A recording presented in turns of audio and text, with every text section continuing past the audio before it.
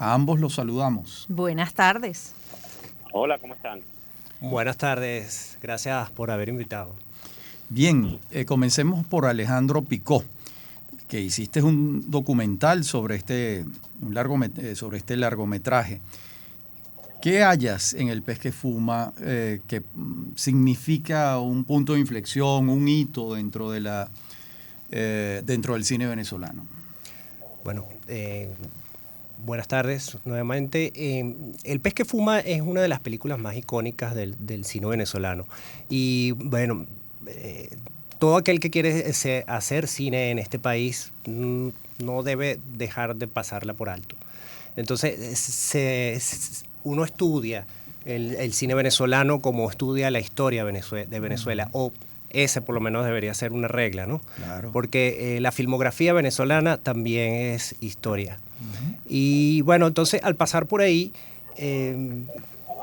esa película tiene demasiados ingredientes del venezolano que fue representada ahí por el maestro Román Chalbaud desde, bueno, y además en toda la filmografía del maestro Román. Y bueno, yo tomo de ahí el análisis de esa película que, bueno, ya venía siendo analizada por muchos grandes, como es el caso de otro maestro, Rodolfo Izaguirre, y de Alfonso Molina, que eso fueron referencias también para hacer este documental que analiza la película y que habla de la obra del maestro Román Chalbaud. Claro. Hablaba Alejandro Picó y también nos acompaña vía telefónica Edgar Roca, quien es escritor, director de cine y en este momento está en el Teatro Nacional, en donde se están rindiendo homenaje a Román Chalbaud a propósito de su muerte.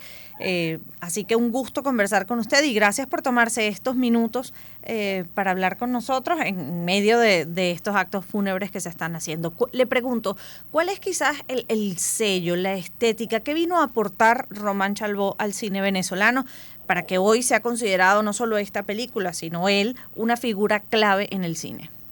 Bueno, el término que han estado, gracias inicialmente por la invitación, un saludo y buenas tardes a toda la audiencia.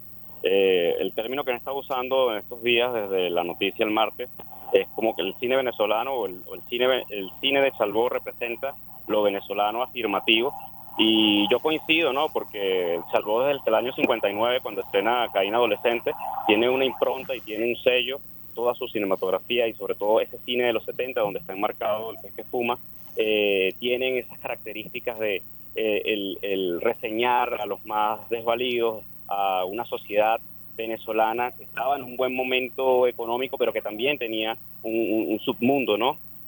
Claro. Recordemos que además ese cine de Chalbaud va casada con su dramaturgia, porque son principalmente obras de teatro que después él convierte en películas. En el caso del pez que fuma, el guionista es otro de los grandes, uno de los componentes de la Santísima Trinidad de la dramaturgia venezolana, que es el señor José Ignacio Cabruja.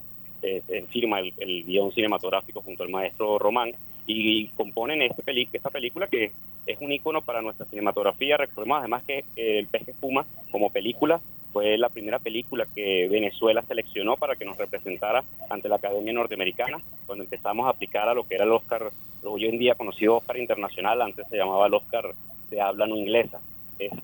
Sean Connery vio esa película acá, y mucho de eso pueden ver en el documental que hacían mención al principio, un país llamado El pez que fuma, que dirigió Alejandro. Vale. Bueno, ahora, Edgar y Alejandro, para la audiencia muy joven que no ha visto El pez que fuma, ¿de qué se trata? De un prostíbulo, un bar prostíbulo en Maiquetía.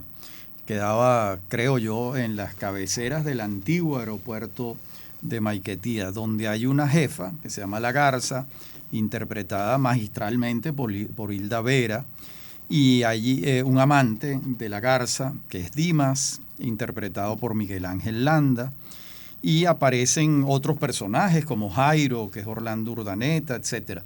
Entonces, en ese sentido, Chalbaud lo que está trabajando ahí es el submundo de la prostitución, ¿no? Aprovecho a saludar a Edgar por teléfono. Saludos. Sí, bueno, él está trabajando ese submundo, esa vida de esos personajes decadentes, por decirlo de alguna manera. Y la producción de la película fue muy interesante porque ellos buscando locación, resulta que dieron con un local de estos de prostitución real que quedaba en La Guaira, que su nombre real era La Pedrera. No es que él está inspirado en ese lugar para hacer la obra, eso viene ya de su obra de teatro del mismo nombre, estrenada en el año 68. Y entonces todo eso está en el documental y es muy interesante porque ellos dan con esa locación ahí y les permite crear esa atmósfera que te da ese lugar de verdad, donde en el rodaje tuvieron que compartir incluso con clientes, con las trabajadoras que estaban en el local. Las trabajadoras sexuales. Las trabajadoras sexuales. Tuvieron que compartir el elenco con las trabajadoras, los técnicos. El rodaje tenía que ser de día y cubrir las ventanas, las entradas de luz con telas negras para hacer noche. De manera que es todo muy interesante y bueno, todo eso está reseñado en el documental Un País llamado El Pez que Fuma. ¿Dónde se puede ver ese documental? ¿Está en YouTube? No está en YouTube en este momento. Hoy, bueno, en el marco del homenaje de Román Chalbaud en el Teatro Nacional, tengo entendido que es a las 4:30 se va a presentar. Allá después de hacer toda esta serie de actividades que están haciendo allá, Edgar puede dar un poquito más de explicación de lo que está sucediendo. Y creo que es 4:30 va a estar el documental. Y nosotros ya había programado desde la semana pasada, y bueno, antes de enterarnos de esta noticia que fue el martes, que no sabíamos, una presentación que se va a hacer en el Café Rajatabla, que es este café que queda al lado de esta sala de teatro. Eso es esta noche a las 7 de la noche también.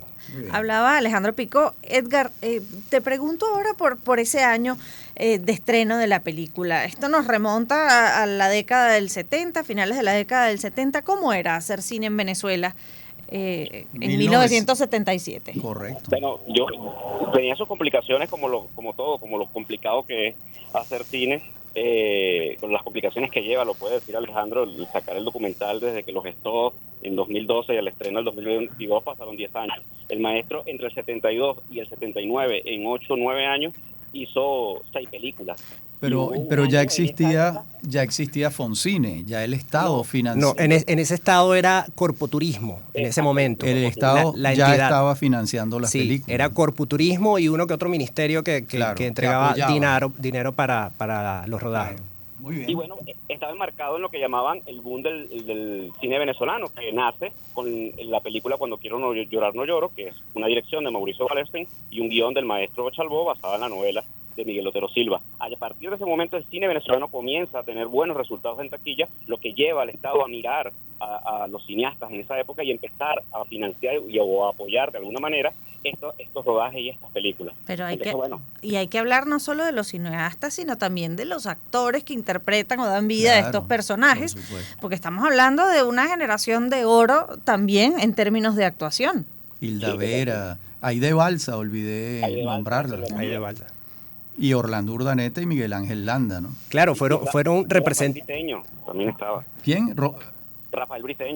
El maestro Briceño. Rafael Briceño, José Salas Verde, o sea, todos personajes que hacían vida tanto en teatro, televisión y el cine, porque de alguna manera muchos de ellos cuando no estaban actuando, estaban escribiendo o estaban produciendo, otro era escenógrafo, y todos ellos se pasaron tanto por la televisión, por los 3 escenarios, televisión, cine y teatro.